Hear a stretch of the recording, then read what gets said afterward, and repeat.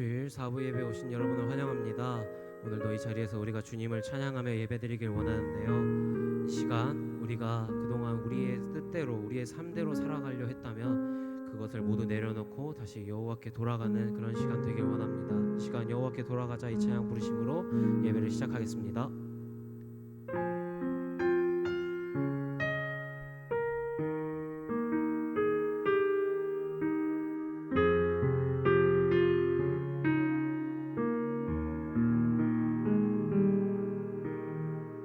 내 백성이 나를 떠나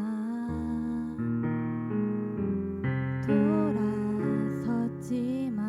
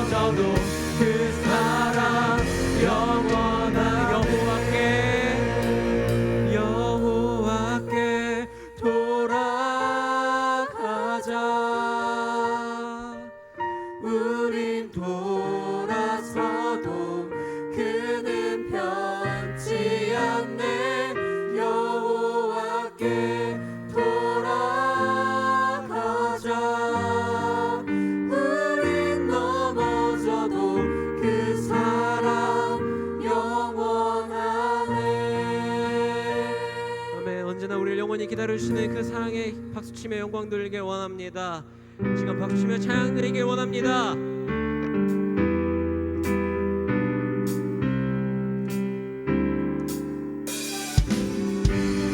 우리 영원하신 그 사랑 주님의 이름을 높여드리길 원합니다. 주의 이름 높이며 주의 이름 높이며 주를 찬양하나이다. 나를 구하러 오신 주를 기뻐하나이다.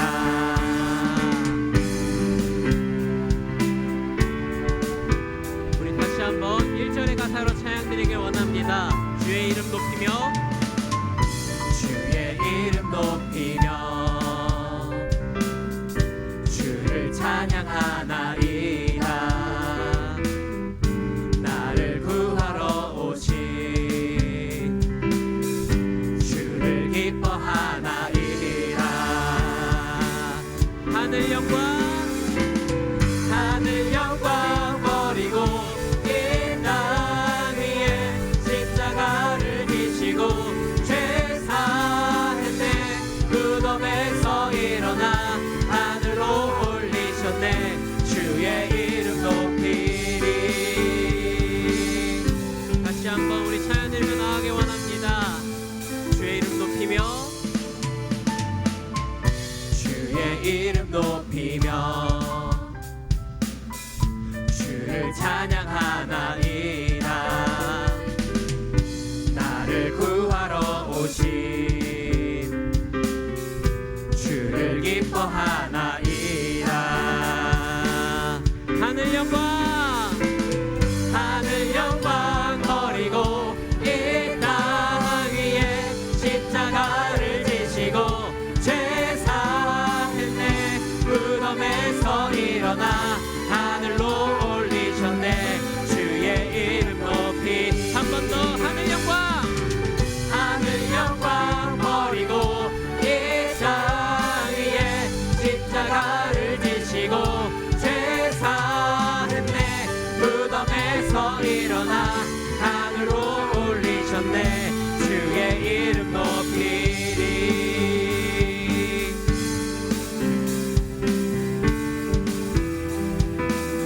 우리 목소리로 영광의 주님을 찬양합시다. 하늘 영광 버리고 이 땅 위에 십자가를 지시고 죄 사했네. 무덤에서 일어나 하늘로 올리셨네. 주의 이름 높이. 하늘 영광 버리고 이 땅 위에 십자가를 지시고 죄 사했네. 무덤에서 일어나 하늘로 올리셨네. 주의 이름 높이리.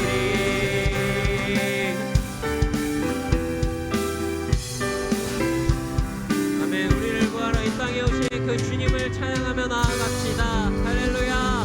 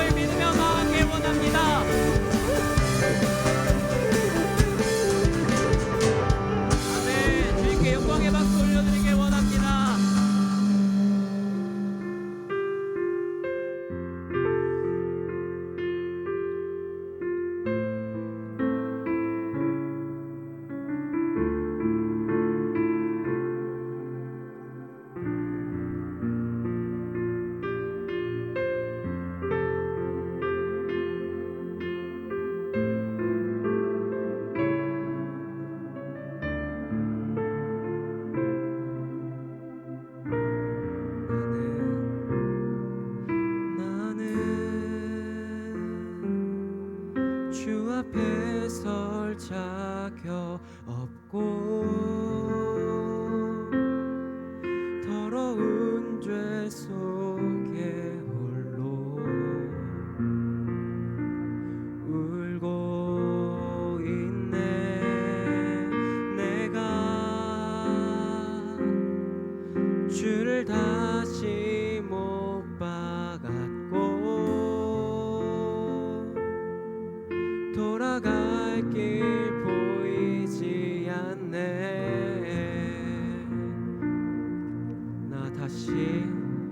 나 다시 돌아갈 영원한 나의 집 하늘의 아버지 날 맞아주시네. 멀 것만 같았던 이 길의 끝에 나를 찾아와 꼭 안아주시네. 이 절로 찬양하기 원합니다. 주가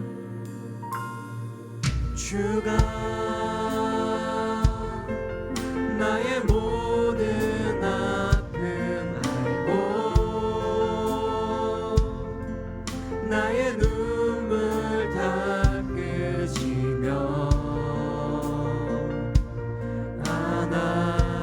안아주시네.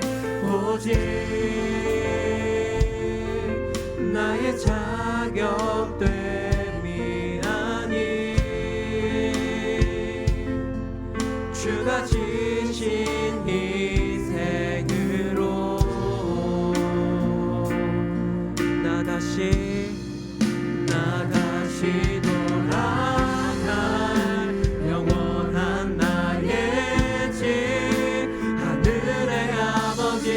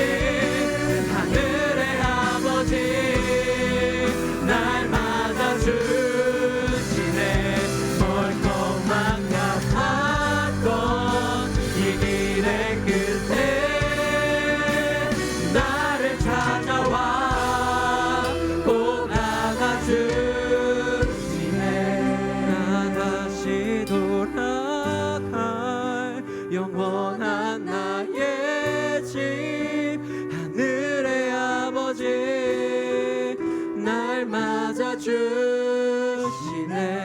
멀 것만 같았던 이 길의 끝에 나를 찾아와 꼭 안아주시네. 자격 없는 내 힘이 아닌, 자격 없는 내 힘이 아닌, 오직 예수님의 보혈로.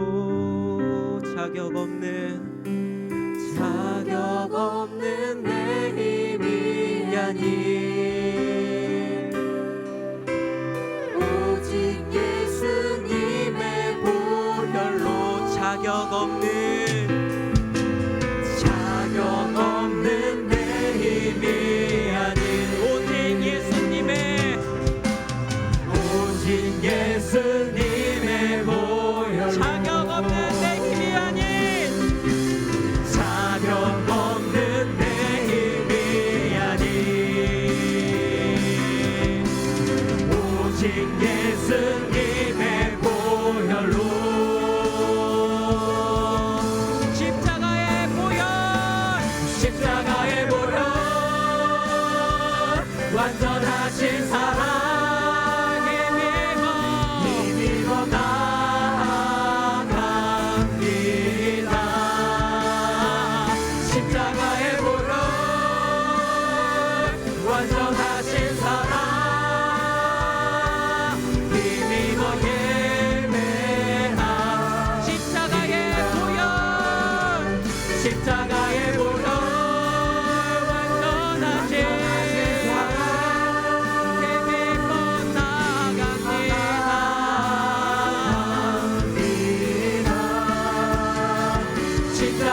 보혈,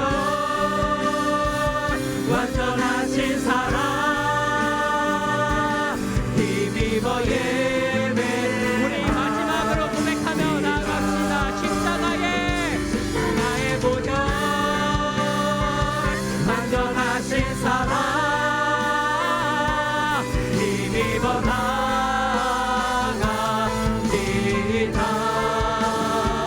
십자가의 보혈, 완전하신 사랑 힘입어 예배하리라. 십자가의 보혈, 완전하신 사랑 힘입어 나아갑니다.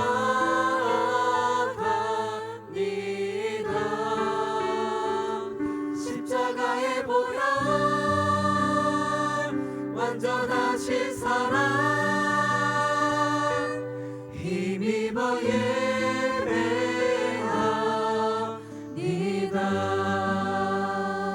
시간 우리 눈을 감고 기도하며 나아가길 원합니다. 우리의 힘으로, 우리의 자격됨으로는 주님께 나아갈 수 없습니다.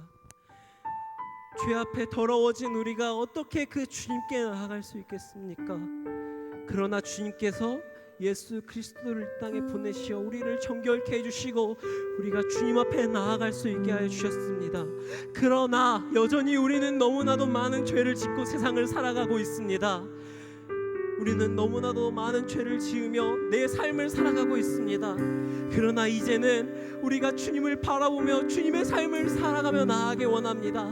이전에 있던 나의 삶을 돌이켜 여호와께 돌아가고 영원히 나를 기다려주시는 그 아버지의 집으로, 멀 것만 같아서 갈 수 없을 것만 같은 그 아버지의 집으로 우리가 나아가기 원합니다. 이 시간 우리 이렇게 다짐하며 나아가기 원합니다. 아버지, 내가 이제 나의 삶 내려놓고 오직 아버지 하나님만을 바라보며 나아가겠다고 이 시간 아버지 하나님을 부르면서 주님께 나아가기 원합니다.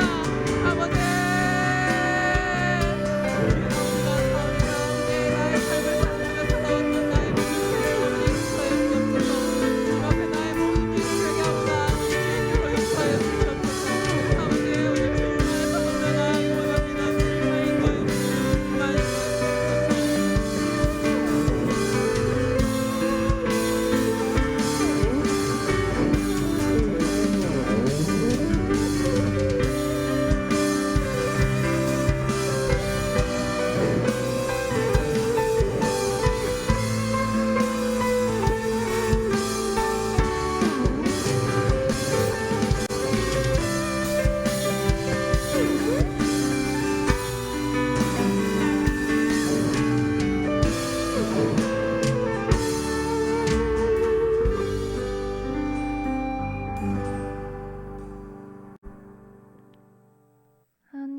아버지, 따뜻한 햇빛과 시원한 바람으로 기분 좋은 날씨를 주시고 이 자리에 모두 다 함께 모여 예배드릴 수 있게 이끌어 주셔서 감사합니다.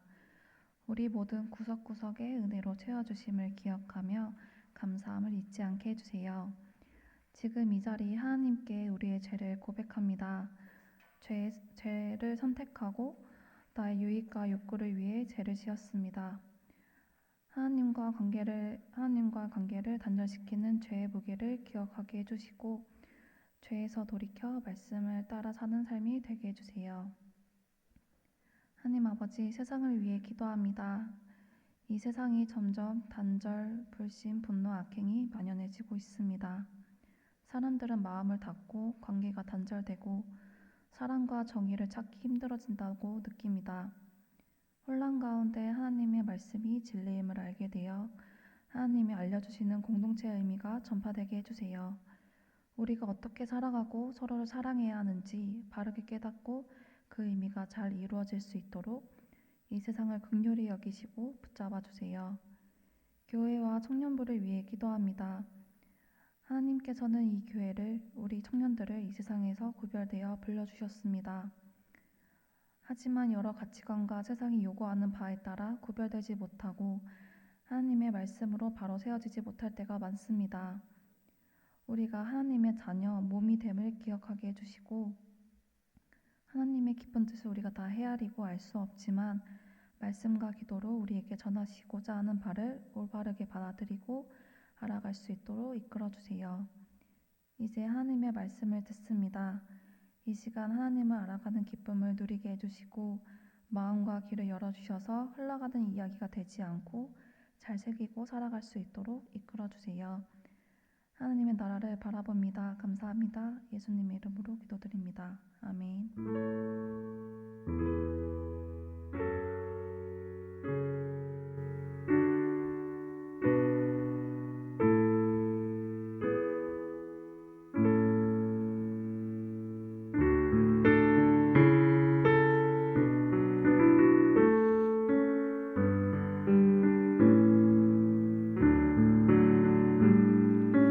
내게 있는 향유 값주게 가져와 그 발 위에 입맞추고 깨드립니다. 주님 다시 땅 위에 임하실 그때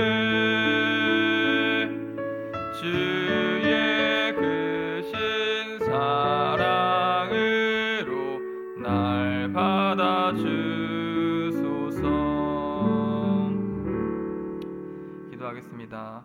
하나님 아버지 감사드립니다. 이 시간 한 주간도 하나님의 은혜와 사랑 가운데 먹이고 입히셨다가 이 시간 가장 귀한 자리인 예배 자리로 우리를 초청하시고 인도하여 주셔서 한 주를 말씀과 기도와 찬양으로 시작하게 하심을 감사드립니다. 이 주일을 맞이하여서 온전히 하나님에게만 집중할 수 있는 저희 될 수 있도록 인도하여 주시옵시고 하나님의 말씀을 따라 살아갈 수 있는 한 주간 될 수 있도록 우리에게 능력 주시고 성령 충만함 주시옵시고 은혜 충만하게 허락하여 주시옵소서. 또한 이 시간 우리에게 삶을 허락하시고 많은 은혜를 허락하신 하나님께 감사드리는 마음으로 11조와 각종 헌금을 하나님께 올려드렸습니다. 이 구별하여 드린 헌금들이 하나님의 영광을 위해서 귀하게 쓰임받을 수 있는 헌금 될 수 있도록 인도하여 주시옵시고 하나님의 나라와 의를 위해서 귀하게 사용될 수 있는 소중한 물질들 다 될 수 있도록 인도하여 주시옵소서. 또한 헌금 드린 그 영혼들 가운데 하나님 축복 주심을 통하여서 물질의 주인된 인생이 아니라 하나님 주인된 인생 될 수 있도록 인도하여 주시옵시고 물질의 인도함 받는 인생이 아니라 하나님의 인도함을 받아 하나님의 축복을 받아 누리고 형통케 되는 은혜를 받아 누릴 수 있는 모든 사람들 될 수 있도록 인도하여 주셔서 그리하여서 그의 입술 가운데에 하나님의 주인 되심과 살아계심을 고백할 수 있는 한 주간과 일평생이 될 수 있도록 인도하여 주시옵소서. 하나님께서 우리의 삶을 선하게 인도하실 줄 믿고 감사드리며 우리 주 예수님의 이름으로 기도드립니다. 아멘.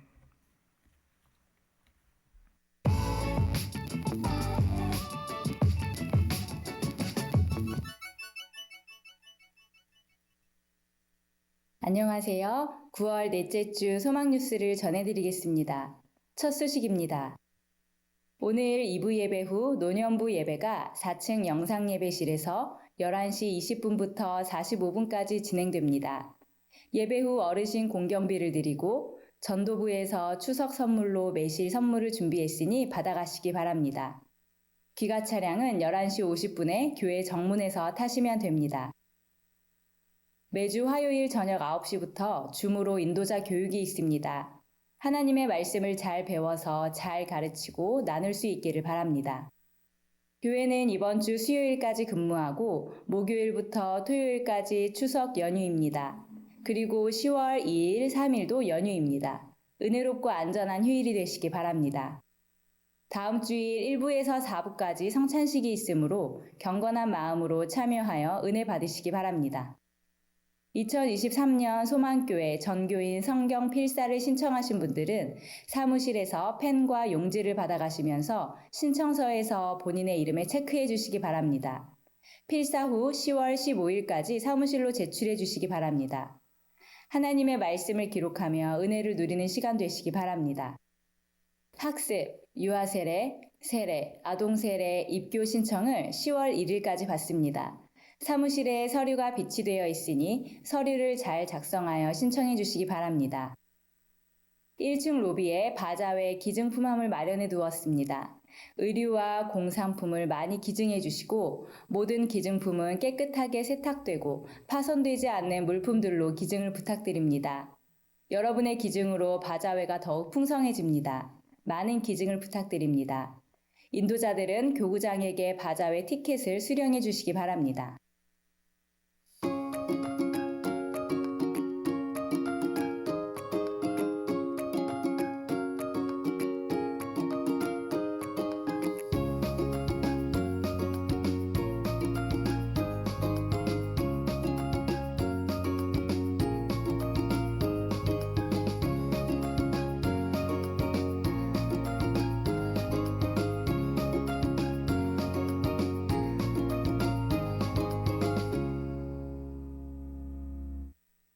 추석을 맞이하여 바자회 농수산물부에서 물품을 선주문 판매합니다. 또한 공산품부에서 추석 전 예쁜 명절 봉투를 판매합니다. 많은 관심과 이용을 부탁드립니다. 노년부에서 가을 소풍을 위해 송편을 1층 로비에서 판매합니다. 어르신들을 잘 섬길 수 있도록 많은 이용 부탁드립니다. 피택자들은 일정에 따라 교육을 잘 받으시기 바랍니다. 아울러 예배와 경건 생활에 본을 보이시기 바랍니다. 교육 장소는 3층 찬양대실입니다. 2023년의 표어는 신성한 성품에 참여하라이고 9월의 주제는 자원선용과 배려입니다. 이번 달에는 성경의 자원선용과 배려를 배워서 하나님이 주신 시간과 물질과 재능을 선용하고 남을 배려하며 살 수 있기를 바랍니다.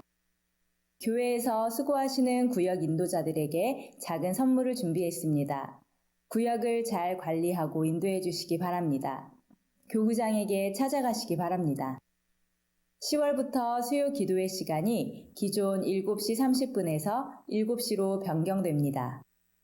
가을 어머니 기도회가 수요일 10시 30분부터 2층 요한홀에서 있습니다. 자녀들을 위해서 간절히 기도하는 시간이 되시기 바랍니다. 금요 기도회에 자녀들과 함께 온 가족이 나와서 기도하는 시간을 갖기를 바랍니다. 하나님께 자녀와 가정을 맡겨드립시다. 1층 로비에 희망 우산을 사용하신 분들은 다음 사람을 위하여 반납해 주시면 감사하겠습니다. 성경모 한혜영 집사님이 결혼 기념일을 맞이하여 김기태 안수 집사님, 주옥랑 권사님이 범사에 감사하여 김현주 집사님이 부친 고 김삼동 집사님의 장례에 오셔서 위로해 주심에 감사한 마음으로 떡을 제공해 주셨습니다. 감사합니다.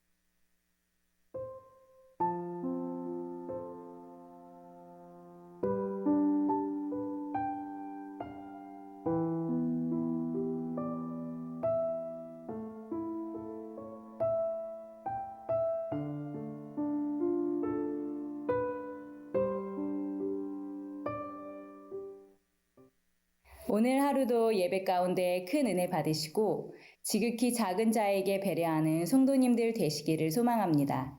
감사합니다. 네, 주보의 행사면을 참고해 주시기 바라고, 특히 다음 주에 성찬식이 있습니다. 사모하는 마음으로써 주와 더욱더 멀어지고 예수님과 가까워지는 시간 보내시기를 바랍니다. 성찬식은 예수님과 우리가 하나 되었다는 것을 증명하고 고백하는 시간입니다. 근데 우리가 예수님과 한 몸 된 사람인데 죄를 가까이 해서는 되겠습니까? 죄는 멀리 하시고 예수님과 말씀, 기도는 가까이 하는 한 주간 보내셔서 은혜 충만하게 누리는 시간 되시기를 바랍니다. 저는 이번 주 각오하기는 욥기서 말씀을 새벽 설교를 하게 되었었는데, 욥이 이런 고백을 하더라고요. 나는 하나님께 거룩한 삶을 살고 정결한 삶을 살기 위해서 각오했습니다 라고 고백하면서 제일 먼저 내가 눈과 약속했습니다 라고 이야기하는 모습을 보게 됐습니다. 이 말은 욥이 보는 것을 항상 조심했고 안목의 정욕을 제어했다라는 표현입니다. 이 시대에는 시선 강탈이라는 말이 있을 만큼 우리의 시선을 빼앗아가고 죄짓게 하고 있는 많은 것들이 있습니다. 그리고 아담과 하와가 선악과를 봄에 그 보는 시선에서 탐스럽고 먹음직스럽다 이런 얘기도 나왔었고, 다윗도 밧세바를 봤었을 때 음욕을 품게 되었다는 모습을 보면서 이 시대에 우리가 안목의 정욕, 보는 것을 조심해야겠다라는 각오를 개인적으로 하게 되었는데, 이 시간 나누면서 같이 동참했으면 좋겠습니다. 한 주간 보는 것을 조심하시고 하나님 앞에서 각오하는 시간 되면서 성찬식에 참여할 때 예수님의 은혜를 많이 받아 누리고 또 충만한 시간 되었으면 좋겠습니다. 우리 시간 함께 보실 말씀은 누가복음 19장 1절부터 10절 말씀입니다. 누가복음 19장 1절부터 10절 말씀 제가 읽겠습니다. 누가복음 19장 1절부터 10절 말씀, 신약성경 127쪽입니다. 예수께서 여리고로 들어가 지나가시더라. 삭개오라 이름하는 자가 있으니 세리장이요 또한 부자라. 그가 예수께서 어떠한 사람인가 하여 보고자 하되 키가 작고 사람이 많아 할 수 없어 앞으로 달려가서 보기 위하여 돌 무화과 나무에 올라가니 이는 예수께서 그리로 지나가시게 되밀어라. 예수께서 그곳에 이르러 쳐다보시고 이르시되 삭개오야 속히 내려오라. 내가 오늘 내 집에 유하여야 하겠다 하시니 급히 내려와 즐거워하며 영접하거늘 무사람이 보고 수군거려 이르되 저가 죄인의 집에서 유하러 들어갔다 하더라. 삭개오가 서서 주께 여짜오되 주여 보시옵소서 내 소유의 절반을 가난한 자들에게 주겠사오며 만일 누구의 것을 속여 빼앗은 일이 있으면 내 갑절이나 갚겠나이다. 예수께서 이르시되 오늘 구원이 이 집에 이르렀으니 이 사람도 아브라함의 자손이미로다. 인자가 온 것은 잃어버린 자를 찾아 구원하려 함이니라. 아멘. 오늘 본문은 우리가 잘 알고 있는 것처럼 예수님과 삭개오와의 만남에 대해서 보도해주고 있는 본문입니다. 삭개오는 오늘 본문에 있었던 예수님과의 인격적인 만남으로 인해서 자신 인생에 있어서 정말로 큰 삶의 변화를 겪게 되었는데요. 그는 불의한 세리장에서 이제는 예수님의 의로운 제자로 변화받게 되었고, 남의 돈을 탐내고 남의 주머니에 손을 넣어 돈을 착복하던 자에서 이제는 나의 돈으로 남의 주머니를 채워주고 삶을 구원해주는 선한 자로 변화받게 됩니다. 그리고 이런 삭개오의 모습을 오늘 본문은 회개한 사람의 표본으로서 소개해주고 있는 것입니다. 오늘은 복음 중심의 삶이라는 주제를 가지고 5번째 시간을 맞이하게 된 날입니다. 복음 중심의 삶이란 과연 어떤 삶을 말하는 것일까요? 그것은 5번째로 회개하는 삶이다, 이렇게 말할 수 있습니다. 우리 기독교 교회는 회개를 아주 강조하고 중요시 여기는 공동체입니다. 세계 어디에서도 이렇게나 회개를 강조하고 중요하게 여기는 공동체는 없으며, 엄밀한 의미에서 회개란 기독교인들만이 할 수 있는 신앙행위라고도 이야기할 수 있습니다. 왜냐하면 회개는 자신의 잘못을 뉘우치고 참회하는 것을 넘어서서 삶을 예수님과 같은 사람으로, 하나님이 기뻐하시는 사람으로 180도 돌이키는 삶을 이르는 표현이 회개라는 말이 담고 있는 개념이기 때문입니다. 우리가 이처럼 참으로 하나님이 원하시는 회개를 하기 원한다면 뉘우치고 돌이키는 사람이 되어야 합니다. 그리고 뉘우치고 돌이킨다라는 이 개념은 회개라는 단어 자체에 이미 그 의미가 충분히 담겨져 있는데, 회개란 뉘우칠 회자에 돌이킬 개자를 합성하여서 회개라고 우리는 부르고 있습니다. 참된 회개는 이 두 가지를 동시에 하는 것이 진짜 회개라는 의미입니다. 어쩌면 우리는 늘 후회하고 참회하는 것만을 회개라고 여기며 살아왔는지도 모릅니다.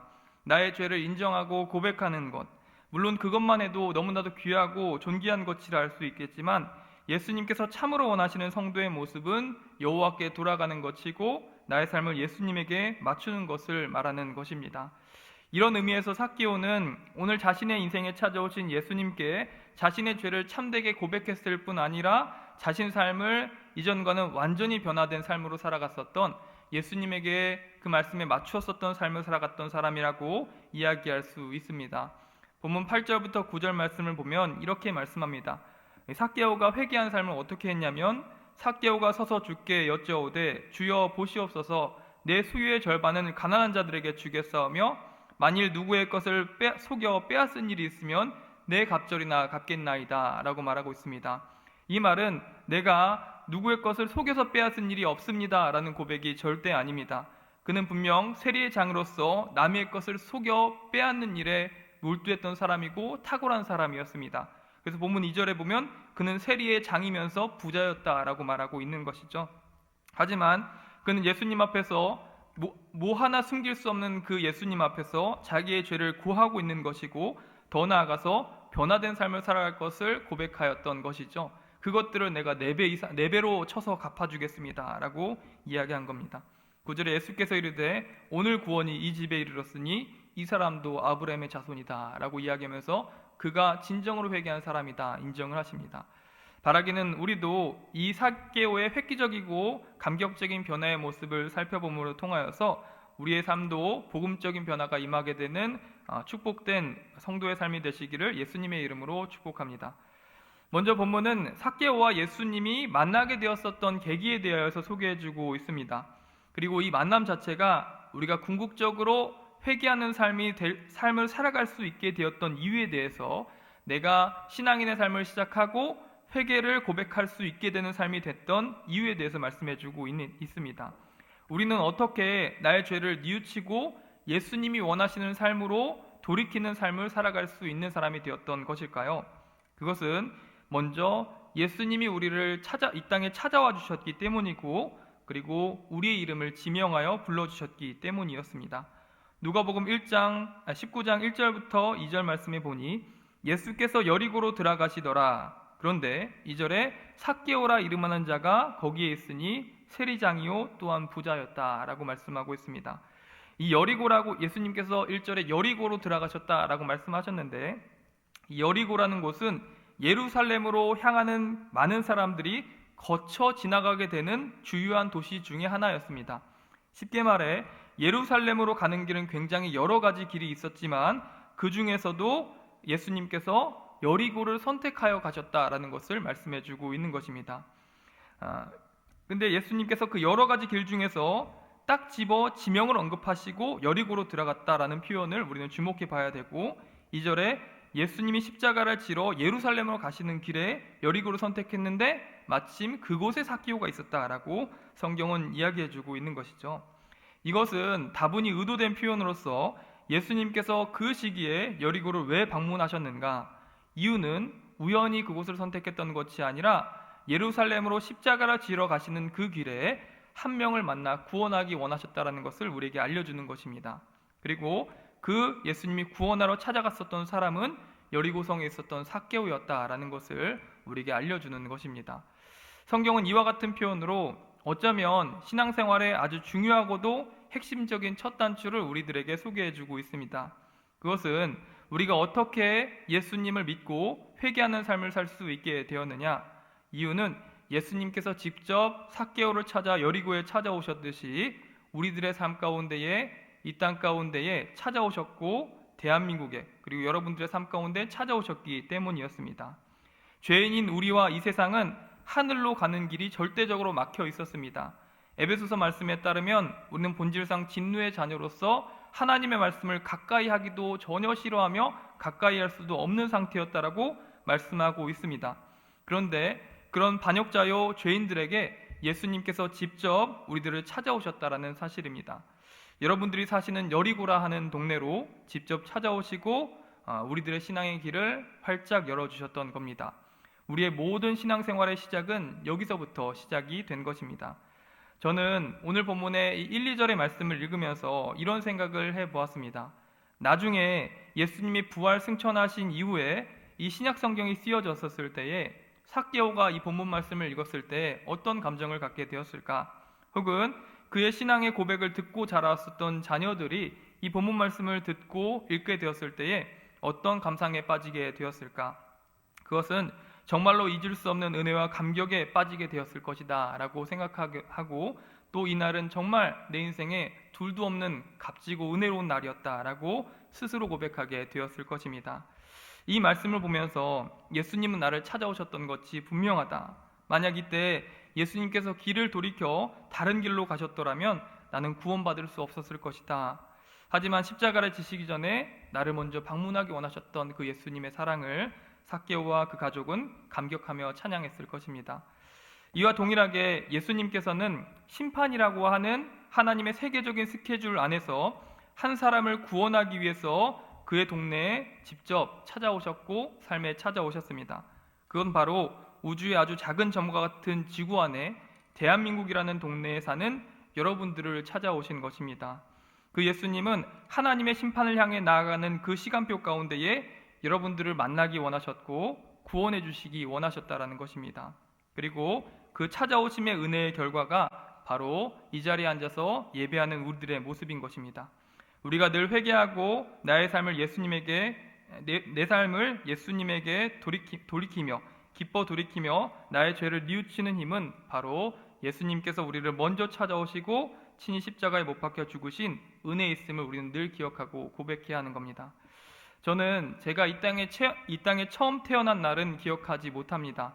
하지만 제가 예수님을 믿어 거듭나게 되었었던 그 시기와 그 날과 그 날씨와 그 모든 것들은 구체적으로 기억하고 있습니다. 내가 왜 하나님의 자녀였고 내가 어떤 방식으로 내 삶에 하나님의 사랑을 받았었는지, 나의 여리고로 찾아오셨던 그 순간을 저는 절대 잊지 못합니다. 왜냐하면 그날이 진짜 제대로 된 삶을 시작하게 된 저의 진정한 생일이기 때문입니다. 그리고 그 은혜와 사랑을 돌이켜볼 때에 저와 우리는 모두 예배할 힘을 얻게 되고 회개할 힘을 얻게 되는 것입니다. 오늘 본문에 당사자였던 삭개오는 이 본문의 1절과 2절을 읽었을 때에 바로 이것을 기억하게 되었을 것입니다. 나를 직접 찾아오시고 구원하기 원하셨던 하나님, 내 동네인 여리고로 찾아오셨던 예수님을 고백하지 않을 수 없었을 것입니다. 여러분, 바라기는 여러분들의 여리고로 찾아오신 예수님을 다시 한번 기억하시기를 바라고 바라볼 수 있는 여러분 되시기를 바랍니다. 나를 위해 십자가를 지시고 나를 위해 내 삶 가운데 찾아오신 예수님이 우리가 이 시대에 회개할 수 있는 힘이고 능력인 것입니다. 히브리서 12장 2절 말씀에 이런 말씀이 있습니다. 믿음의 주요 온전케 하시는 이인 예수를 바라보자. 저는 그 앞에 있는 즐거움을 위해서 십자가를 참으사 부끄러움을 개의치 아니하시고 하나님의 보좌 우편에 앉으셨다라고 성경은 말씀해주고 있습니다. 우리가 어떻게 은혜와 감격 가운데 신앙생활을 하며 회개하는 삶을 살아갈 힘을 얻을 수 있습니까? 바로 믿음의 주요 또 믿음을 완성케 하시는 예수님을 바라보자라고 히브리서는 고백하고 있는 것입니다. 그 예수님을 바라본다면 무엇이 보이냐 하면은 그 앞에 있는 기쁨을 위해서 십자가를 참으사 부끄러움을 개의치 않으셨던 은혜를 바라보게 된다라고 고백하고 있는 것입니다. 곧 우리의 구원과 영혼 구원이라는 그 예수님의 즐거움과 기쁨을 위해서 예수님의 십자가를 기꺼이 참고 부끄러움을 개의치 않았다라고 히브리서 기자는 이야기하고 있는 겁니다. 그리고 그 예수님을 바라볼 때 우리는 믿음의 주요 온전케 하시는 예수로 말미암아 믿고 살아가게 된다라고 말씀하고 있는 겁니다. 우리는 그 예수님의 희생과 구원하심을 바라볼 때에 회개할 수 있는 능력을 얻게 됩니다. 자기의 죽음조차 개의치 않았던 예수 그리스도의 기쁨과 즐거움이 바로 회개하고 변화된 여러분들의 삶에 있습니다. 우리가 늘 예수 그리스도를 바라보는 축복된 자녀들 되시기를 주님의 이름으로 축복합니다.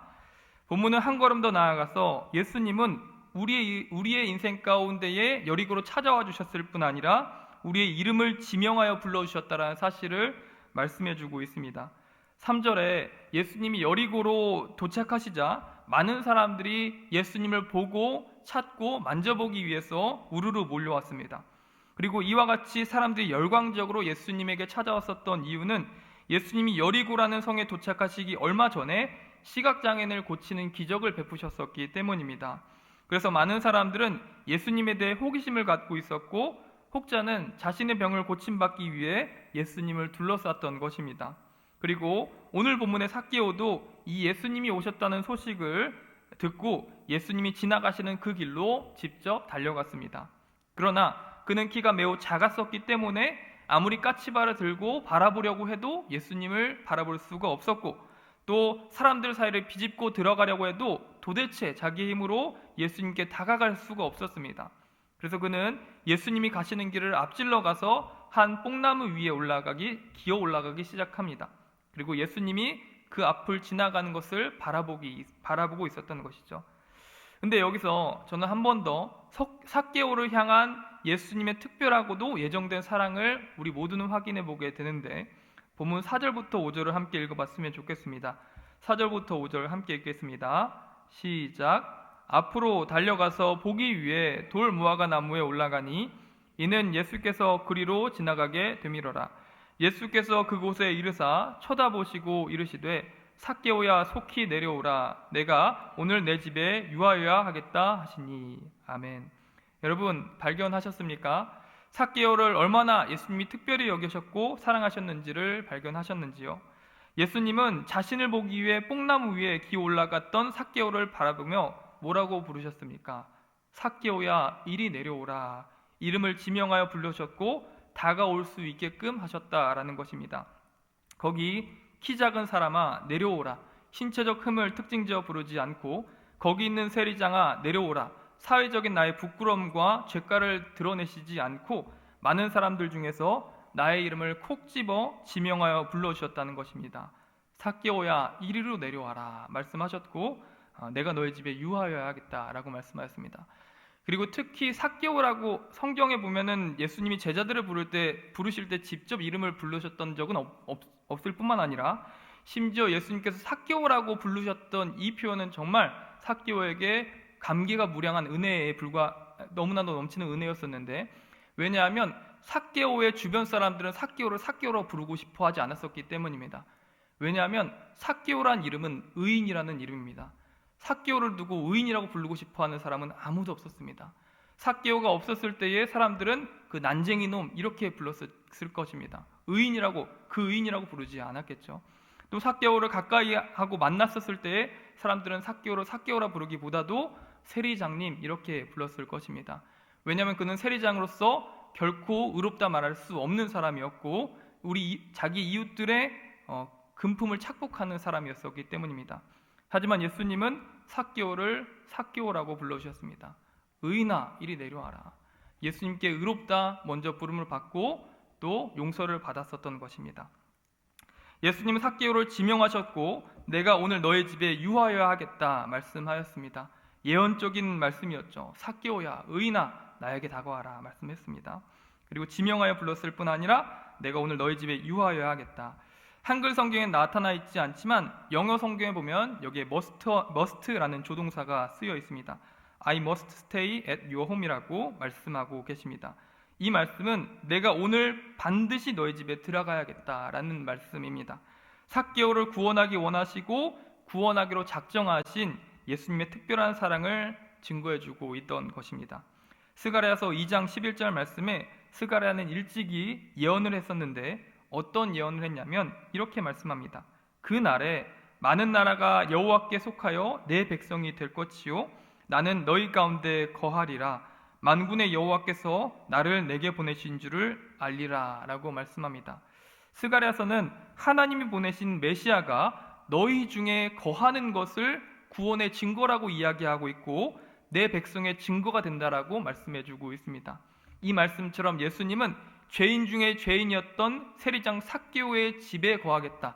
너의 마음 가운데 들어가서 거하겠다라고 말씀하셨고 그것이야말로 가장 분명하고 확실한 하나님의 특별한 자녀라는 좋은 증거를 해주고 있었던 것입니다. 여러분 이처럼 여러분들을 향한 예수님의 사랑은 머스트의 사랑인 줄 믿으시기를 바랍니다. 나는 여전히 죄인이고 하나님의 사랑을 받기에는 흠이 굉장히 많은 존재입니다. 하지만 그렇다 할지라도 반드시 구원하여 세우고 변화시키는 사랑이 예수님의 사랑입니다. 우리는 그 예수님의 찾아오심과 지명하여 부르심의 은혜를 받은 존재들입니다. 우리가 그 사실을 기억하면서 하나님께 등 돌렸었던 나의 삶을 돌이키시기를 바랍니다.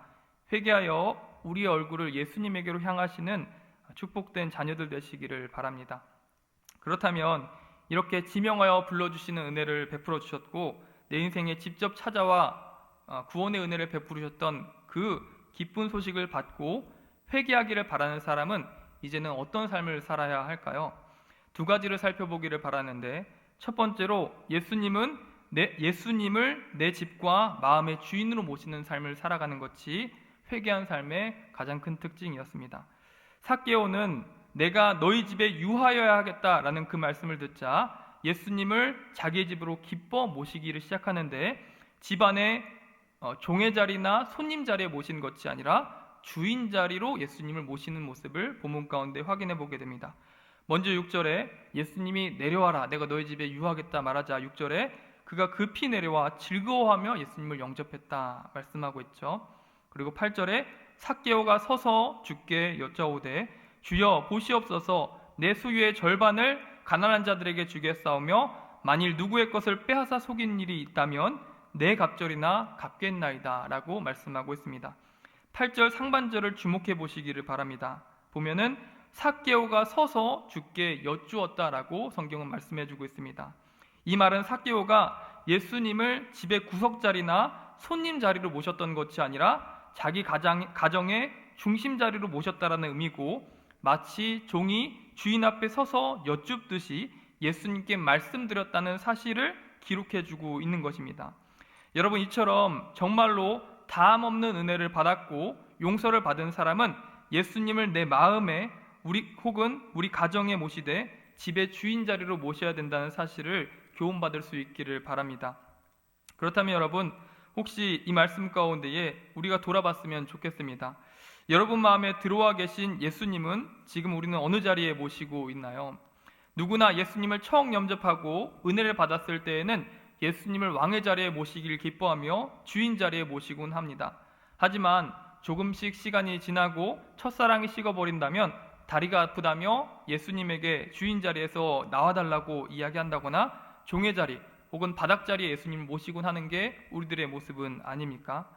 혹은 더 나아가서 내 마음속에 역사하는 죄를 감추기 위하여서 부끄러움을 책망받지 않기 위하여서 예수님을 마음 바깥에 내쫓곤 하지 않습니까? 예수님 눈을 좀 가려주십시오. 내가 죄를 짓고자 합니다. 하면서 예수님을 막아선다거나 아니면 잠깐만 나가 계세요 하면서 예수님을 내 마음 바깥에 내몰면서 살아가고 있지는 않습니까?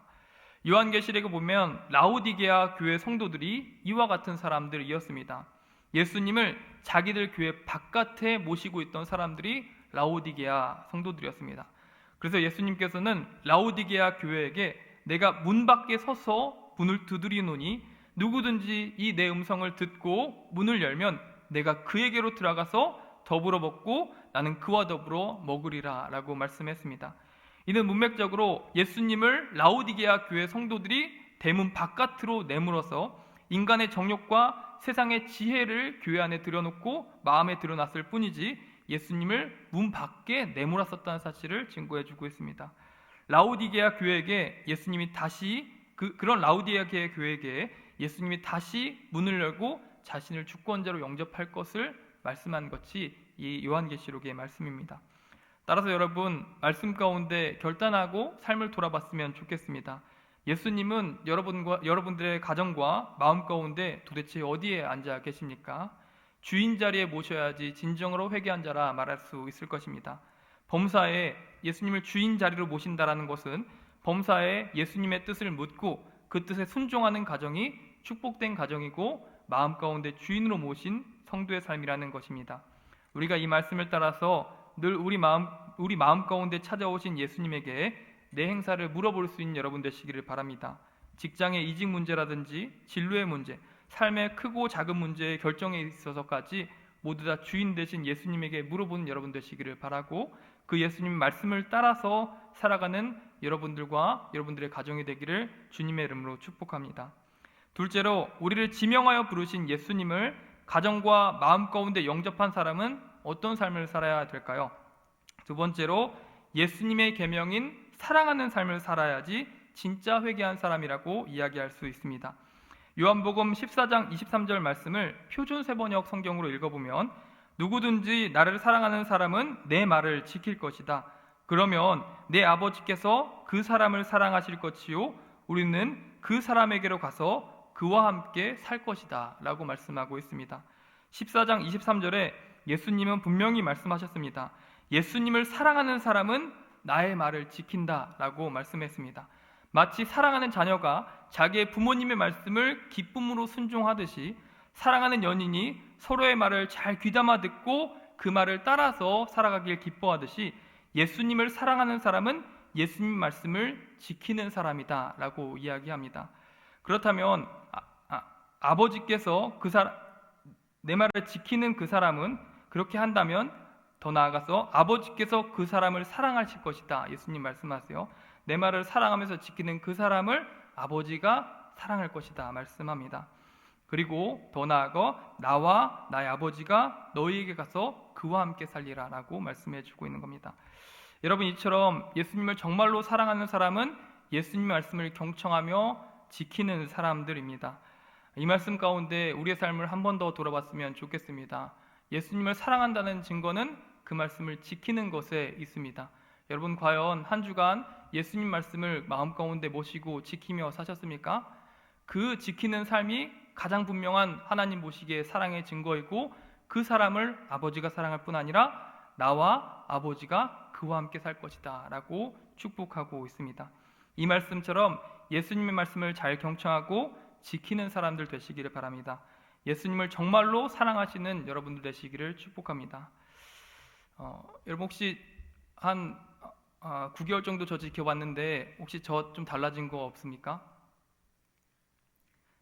있는 거 좀 발견한 거 있으십니까?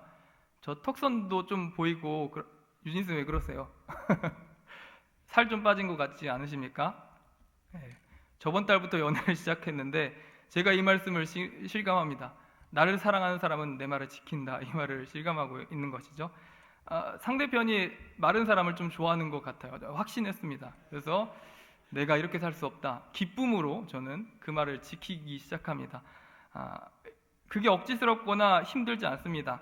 나의 여인의 행복을 위해서 제 기쁨이 살 빼는 것이 돼서 일주일간 저녁을 3번 이상 굶고 있고 노력하고 먹는 것도 줄이고 있습니다.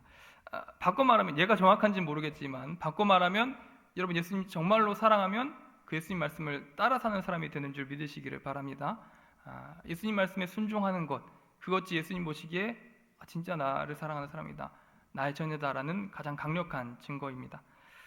그리고 요한복음 15장에는 예수님께서 포도나무와 가지 비유를 말씀하시면서 예수님과 연합하고 하나 되는 비결에 대해서 말씀하시길, 내가 아버지의 계명을 지켜서 아버지와 내가 하나 된 것 같이 너희가 내 계명을 지켜서 서로 사랑하면 내가 그 안에 거하며 그가 내 안에서 많은 열매를 맺으리라 라고 말씀했습니다. 예수님은 자기의 계명을 지켜라, 이 계명은 서로 사랑하라, 내가 너희를 사랑한 것 같이 서로 사랑하라 라는 계명이었어요. 그리고 내가 너희를 사랑한 것 같이 서로 사랑하라는 것이 예수님 계명이었습니다. 근데 내가 말하는 이 계명을 지킬 때에 내가 하나님 아버지와 하나 되고 한 몸 됐던 것처럼 너희가 나와 한 몸이 될 것이다 라고 분명히 말씀하셨습니다. 이처럼 예수님과 하나 되고는 비결이고 열매 맺는 삶은 어떻게 가능합니까? 영생에 속한 삶을 살아가는 것은 어떻게 가능한 것입니까? 그것은 바로 예수님의 십자가 사랑을 본받는 사랑하는 삶을 살아가는 것입니다. 여러분, 바라기는 가족끼리 사랑하고 교회 안에서 서로 사랑하고 세상을 사랑으로 품는 여러분 되시기를 주님의 이름으로 축복합니다. 우리는 사랑으로 우리의 삶을 평가해 봐야 합니다. 사랑을 위해서 기도해야 하고 사랑 안에서 고민해야 하는 것입니다. 삭개오는 하나님을 사랑하고 이웃을 사랑하겠다는 증거로 예수님을 두고 2가지를 약속했습니다. 첫 번째로 자기 집의 주인 자리에 예수님을 모셨을 뿐 아니라 2가지를 약속하고 있어요. 첫 번째는 자기 재산의 절반을 가난한 사람에게 나누어 주겠다라고 약속합니다. 예수님의 계명이죠. 내가 너희를 내 몸과 같이 사랑한 것처럼 너희가 서로 사랑하라 라는 계명을 고백한 겁니다. 당시 랍비들이 가르치는 가난한 자에 대한 적당한 구제 비용은 소유나 소득의 20%였습니다. 그러나 삭개오는 자기 재산의 절반을 가난한 자와 도움이 필요한 자를 위해서 쓰겠다라는 구제의 결단을 했었던 것입니다. 삭개오는 이전까지는 동족을 갈취하는 대상으로만 삼았었던 세리입니다. 하지만 지금은 내 이웃을 내 몸과 같이 여겨서 사랑하라는 그 예수님 말씀을 따라서 가난한 자, 굶주린 자를 위해서 내 몸같이 사랑하되 재산의 절반을 떼어줘서 그들을 구원하겠다라고 각오했던 겁니다. 이는 삭개오가 나와 같이 서로 사랑하라는 예수님의 계명을 따라서 이웃을 내 몸처럼 사랑하기로 각오하겠다는 분명한 증거였고 변화였던 것입니다. 구제하는 것, 이것은 예수님의 계명을 지키는 사람들의 분명한 표지이고 증거입니다. 여러분, 이처럼 가난한 자, 도움이 필요한 자들을 구제하기를 힘쓰는 여러분 되시기를 주님의 이름으로 축복합니다. 자주 얘기했었던 말씀 중에 마태복음 25장 말씀이 있습니다. 그 말씀에 보면 예수님께서 말씀을 하시되 마지막 때에 내가 오른편에 내 자녀들과 왼편에 내 자녀가 아닌 자들을 염소들을 구분하겠다 말씀하면서 양과 염소를 구분하는 분명한 기준으로 구제를 언급하고 있습니다. 구제를 언급하고 있습니다. 그러면서 이 오른편에 섰던 자들은 하나님의 나라를 유업으로 받으라 말씀하면서 왼편에 서 있는 자들을 향해서 너희는 마귀와 사탄을 위해서 예비되어 있는 지옥으로 떠나가라 이렇게 말씀하고 있습니다. 이 왼편에 구분했었던 존재들을 구분하는 기준이 구제였었다는 사실은 너무나 놀랍지 않습니까?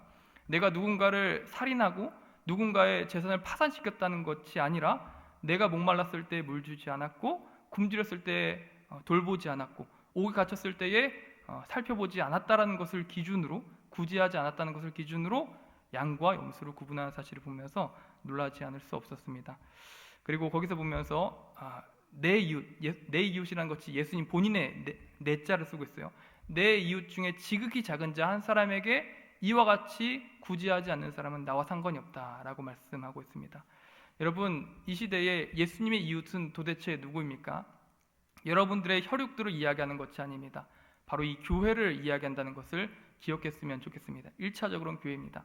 여러분들의 패밀리 안에서 지극히 작은 자, 지극히 도움 필요한 자들을 외면한 사람을 예수님은 결코 나의 자녀다라고 말씀하시지 않습니다.